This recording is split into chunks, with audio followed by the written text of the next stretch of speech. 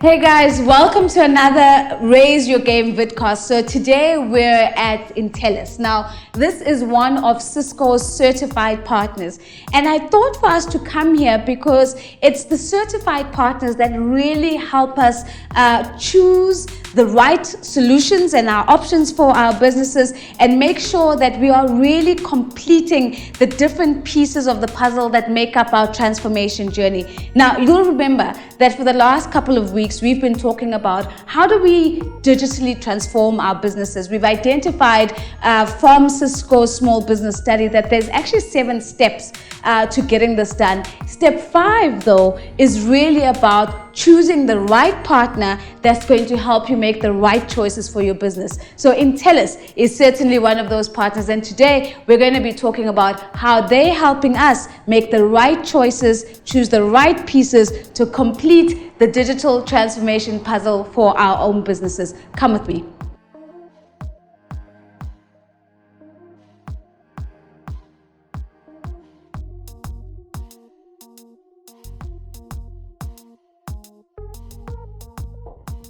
So you're probably asking yourself 3 very important questions, and I must say these are questions that I've had to ask myself first.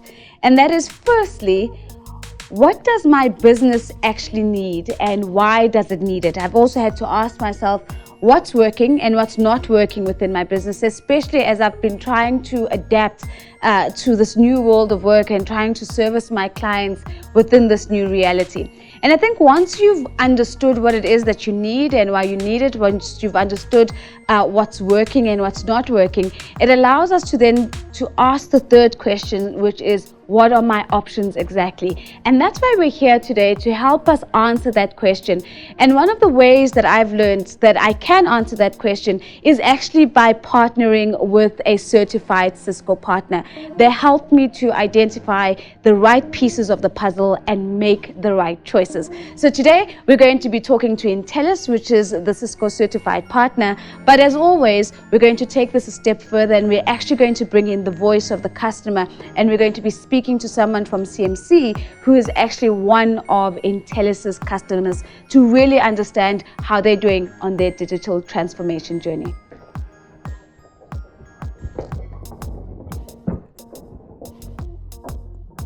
So today, guys, I have come to Intellis and I'm sitting down with some very, very special guests. I'm going to start off by connecting and sharing a little bit about what Intellis does. We've been talking about putting together these different pieces of a puzzle, and they are really the magicians that help you choose the right pieces. But I think it's going to get a little bit sweeter today because we're also going to be speaking to one of their customers, CMC, and so really understanding what does that end experience and that last mile really feel like. So I'm going to first start by introducing you to Neil Danes, who's co-founder and managing director of Intellis. So Neil, thank you so much for being here. No, thank you. And then there's a gentleman with a very fancy business title, business development manager. His name is Jesse McKill. Yes. I've got that right. Yes. I've been butchering his name all day today, so you'll bear with me. I'm going to get to Nico Walters in a second because Nico is one of us. Nico is one of the customers. But let's go to Neil first. I mean, 2011, that's almost a decade ago. Neil, you and your co-founder have a vision. What did you guys set out to do? Yeah, it's a lifetime ago. So we started Intellis in 2011 in the UK. Just, trying to be a young, agile type business offering services to customers. And it worked quite well in the UK. So we started in South Africa in 2013. And using the same recipe, good service, highly skilled engineers, doing installations and giving customers the expectation that they're looking for. Being a little bit more agile than some of the big guys, but having the same skill set. So I want to come to that agility and those expectations. What exactly, in layman's terms, do you do for small businesses? So a lot of the small businesses don't have in-house skills, those kind of things. So we bridge that gap a little bit to help them understand their environments, understand what they need to know. Because if, like yourself, running a business, you don't necessarily understand what email security is or protecting, needing firewalls, those kind of things. So we try and fill that gap a little bit and help you run your business, and we can kind of help with the technology behind it to ensure that your business runs smoothly. Okay, so I'm going to come to you next, Jesse. Yeah. I mean, look, let's pretend you're at a family dinner table. Let's pretend this is the family dinner table. Yeah. When people ask you, what do you do? What's your response to your family at the very least? The quickest answer I can give is, what don't I do? So everything from looking after customers and their requests on a day-to-day basis, there's a sales aspect and there's a customer relationship aspect. So that's anything from technical support, making sure the guys are on it, making sure the problems are attached to the right engineers. When it comes to new, let's call it new business, making sure that the solution architects that we've got are involved with making sure the right solutions are put together on the table. And then there's an aspect as well as being the guy who's center in putting everyone together internal to the business, whether it's from a marketing like we're doing kind of today, whether it's external with the customers, and just making things happen really. I love what you've done. You've differentiated between, some customers or new customers wanting to start their digital transformation journey. What I'm hearing you saying is that some customers are well on their way and they just need support in different forms. If you go to the customer at the beginning of their journey, what are some of the typical things that you usually get called for?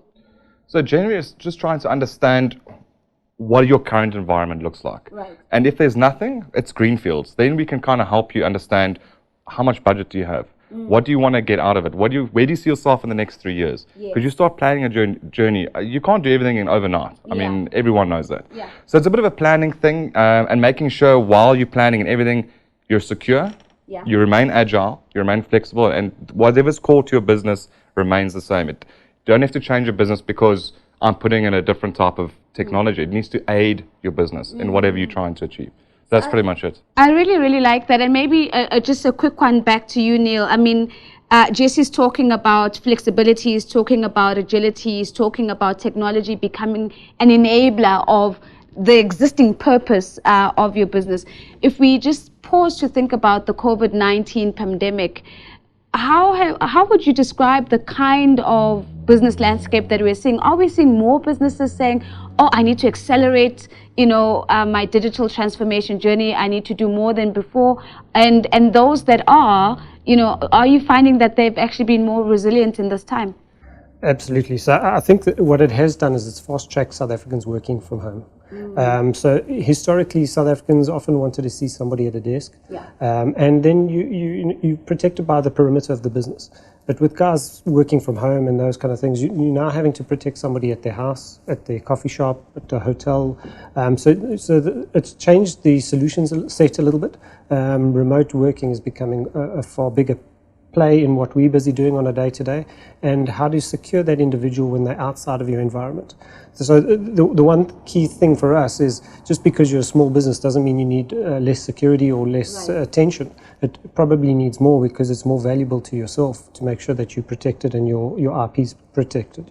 I heard a very interesting stat, and that was that by 2021 the anticipated number of cyber attacks is an attack every 11 seconds. Which is really scary. So what I'm hearing you say is that security actually has become one of the biggest requests and requirements from businesses, as big and small. Absolutely. So from a business like ours, the security portion is just kind of escalated to a point where we have to keep pushing with customers in that space. Everybody is a target. As soon as you climb onto the internet, you become a target. So we're having to find solutions that can just protect individuals as best they can when they're inside the business and when they are remote working. Sure, fantastic. So Nico, I'm keen to get to you and really just test whether some of the things that we're hearing are actual realities for your business. I know it's a reality in my business, the question of security, but let's maybe take 2 steps back. CMC. What do you guys do exactly? Well, we've been in the connectivity space for 20 years now. So at the heart of what CMC does is we provide connectivity to large enterprises, small enterprises across Africa and the Middle East primarily. So we operate in 78 countries globally. And as I said, it's MPLS, it's internet, now SD-WAN. So that's what we do in a nutshell across, as I said, Africa, Middle East primarily, but we also have the US and Asia Pac as well. So I am going to try to keep it to English, guys. So every now and then you might hear some really fancy technical jargon, and I will get the guys to slow down and make sure that they're unpacking it for us. But your title's even better than Jesse's, right? Global Innovation and Information Manager. Jeepers. So what do you do? I know. So that's as well. Again, Jesse stole my thunder there, but I wear different hats at CMC. That's basically what it means. I have an information officer hat that I wear. So this is primarily our engagement with Intellis is around information systems within CMC, as well as our security, our compliance, the POPI, GDPR conversations. And then I wear a innovation hat, so our research and development into new products and new services. So those are the two main ones, and I guess big title, but very narrow focus, and that's make sure we do things right the first time for customers, as well as expanding our network and our products, I guess. Yeah. So, I mean, I'm intrigued whether a business of your size, because I mean, you were probably a small business once, but you're certainly not a small business with a footprint in 78 countries today. How were you impacted by COVID? How did it impact the way you guys do things, your operating model specifically? So, I mean, I would be the typical enterprise. I mean, we still only 120 people, so our business is running very lean at the moment. That being said, I think the main things, obviously the issues of not having people around you, you have to send people home, so the basics there. We were a very split out organization. We have people working in the US and England and Australia, for instance. So it was a bit of an easier transition for us because we already were quite used to, and our CEO is based in Belgium, so she's permanently working from home. So it wasn't as much of a transition for us or change, but definitely our NOC, our operations centers, having to move them out quickly, that was definitely some of the problems that the average enterprise also experiences. I love that you said that you also look after innovation, and I would be quite intrigued to understand what are some of the innovative things that you guys had to start doing in order to adapt to this new environment. And I think innovation can, transcend processes and systems. It can even be innovating around the culture. What did you guys do differently? I think you hit it on the head. Culture innovation was a major thing. We've, over the period of the 15 years I've been there, we've had to innovate in the way we operate. Culturally, that's been a major transition from us.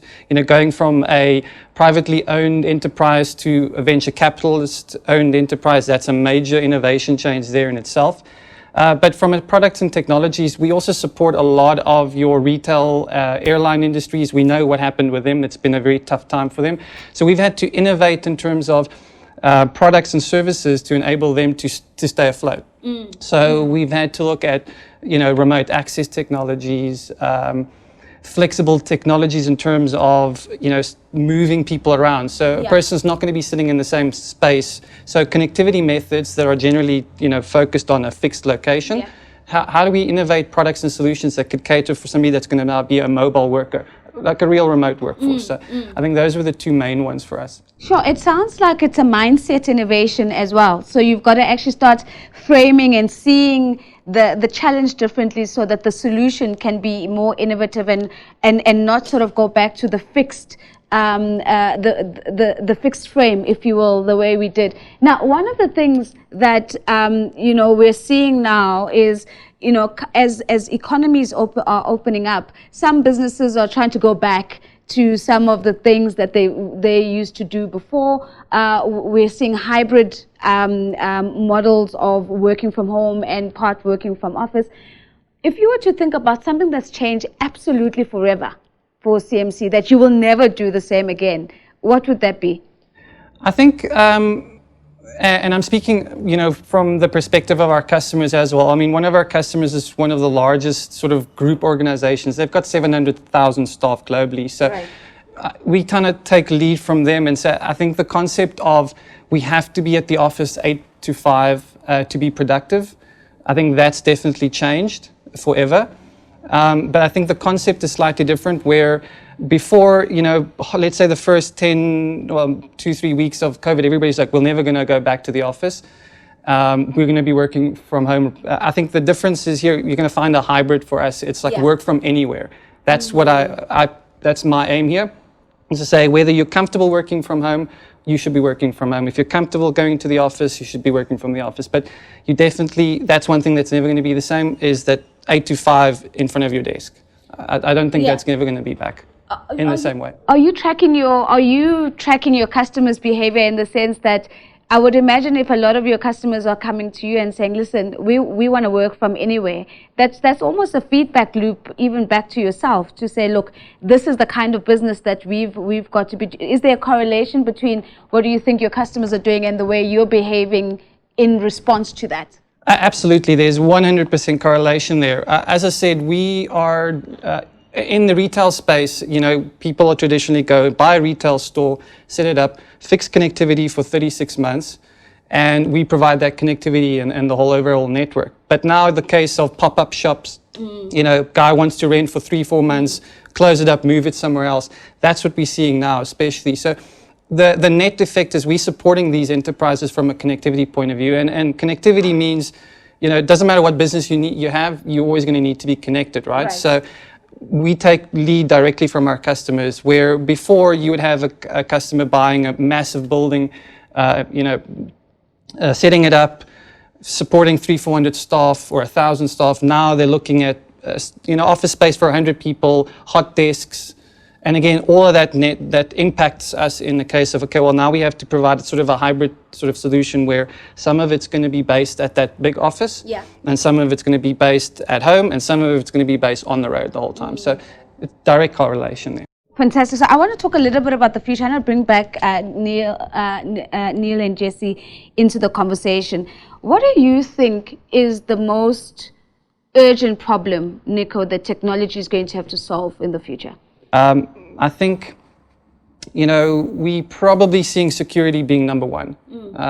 Security in the network, security on, the PCs, security on the devices. Those are the things that are top of mind.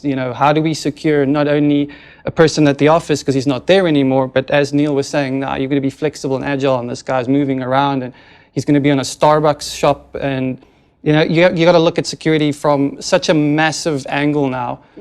Where before it was very narrow, now it's like this big. So I think security top of mind for everybody. Go ahead. Yeah, your footprint is now, instead of having a couple of branch sites, your footprint is wherever your people are. So your surface of attack is so much bigger than it ever has been. So you've got to have proper solutions in place that are resilient. And the other kind of challenges that we were seeing with our customers is the users weren't logging onto the networks at the office where they normally do their Microsoft updates and all their patches and those kind of things. So they're having to run those kind of patches from home. And some guys didn't have the internet in place. So some guys weren't running those kind of patches, which now becomes more of a challenge. So with that, we're having to see better connectivity in place for all users. It doesn't matter where you're based, if you're in rural or in a city centre, you still need a relatively good internet connection. So what are your thoughts then, Neil, on sort of the future of IT infrastructure spend in particular? Do you think that this is going to be the new spend, even at a macro level? If you think about governments and so on, governments that are going to have economies that are not going to get left behind as the world moves on. Yeah.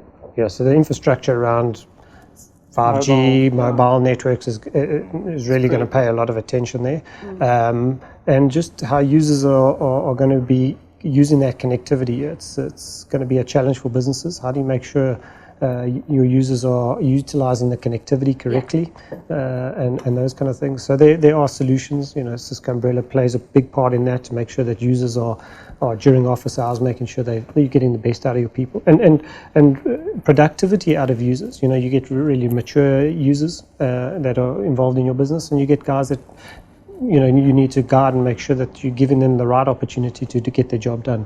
It's funny that he mentions it, because the human resources aspect was the one thing nobody factored really in this whole concept. So we had the big mobile operators that we work with across the continent, and all of them sort of rushed to upgrade infrastructure and make sure that people could work. Because now all of a sudden you go from a user base of let's say 100 or 200,000 an area to 1 million. It was quite common in some areas. But the human resources aspect of that, where I can't work, so now I'm sitting, I can't do anything. And again, it's that whole fight back and forth between IT and human resource saying, I have to enable you to work, which means you have to work. But at the same time, any kind of issues you have was automatically saying, well, this is an IT problem. So I think that was a headache that myself can speak, books about. But yeah, that's one thing. So infrastructure, Jesse, clearly we're seeing some shifts from a human resource, almost like a closer integration between human resource and IT. In fact, IT coming to the center or the core of the business strategy. Are you seeing people, and when I say people, I mean entrepreneurs, actually really rethinking their IT strategies? Are you getting a sense that from the kind of requests that are coming through, the kind of things that you are sending engineers out for, that the IT strategy has taken greater prominence in the organizational narrative?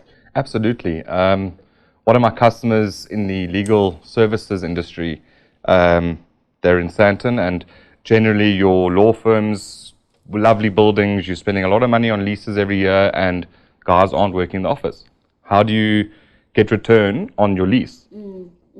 Creating shared spaces environments, enabling them to transition their own business internally, and doing it at a flip of a coin, because it really is that quick. Being able to almost now factor in external resources or external people coming into your building and using kind of your facilities and making sure that it's secure, the experience is really good. And then, protecting what you've invested in and not losing out. And that comes from a technology shift. And technology is so quick now, especially with Cisco Small Business, the way we can deploy it. It really is quick to market, doesn't cost you a fortune, and it's not a one-size-fits-all mentality. It really is, what do you want to achieve? How many users do you look to kind of accommodate? And on top of that, the cream on the top is always security. Make sure you're secure, it's separate from your network, enable them to do what they need to do, and make sure it's like going into a restaurant. You go to a restaurant, you can guest Wi-Fi. You want the Wi-Fi to be really good, just like a shared spaces environment. Wi-Fi really needs to perform and needs to be secure. And then that's just like a simple example of how a business has gone outside of their norm to kind of generate a bit of income and not really part of their normal day-to-day. And we've enabled them now to go forth and conquer pretty much. So final thought, and maybe just to you first, Jesse, because you've spoken about how Cisco partners make it really easy in terms of how quickly they can deploy those solutions. Because the big thing here is agility. Those who are flat-footed, those are big hulking ships that take forever to turn, are the ones that are going to get left behind. Are you getting that as a particular request? Like, I need to do something, but I need to do it quick. And if I take that direction and realize that it's not the right direction, I want to be able to pivot without too much hassle. And how possible is that? Very, very possible. So I'm lucky at enough, scale as well. Yeah. At scale as well. Yeah. Wow. So I'm lucky enough, personally, to be backed by a really, really strong team at Intellis. From an engineering perspective and a solutions perspective. We don't sell for the sake of selling. That solution that, from a Cisco perspective especially, that solution that we deploy is agile enough to move around as well. It's not, you don't just deploy and the customer's like, I can't do this. Like, it will. Like the world has moved on and I've just spent like a fortune on this technology. Absolutely. So it's agile enough, and the solutions are almost, they will right fit for a business. So they've almost got their whole scope of products from a Cisco perspective, from small business, whether it's enterprise, routing, switching, etc., all the way down to security.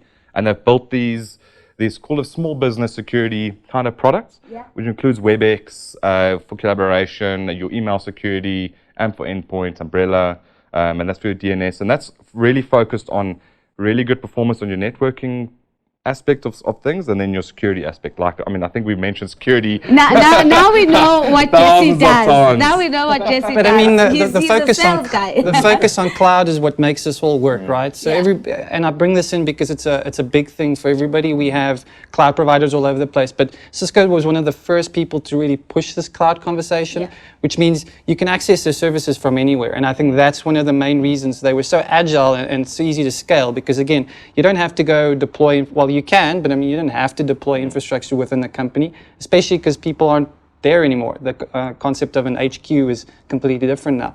And Cisco, as I said, we're one of the first people to really push this hosted cloud service. It's just sitting somewhere. Nobody knows exactly where, but it's sitting somewhere and you can access the services, and it's, you know, subscription based, and it's just much easier up and down to.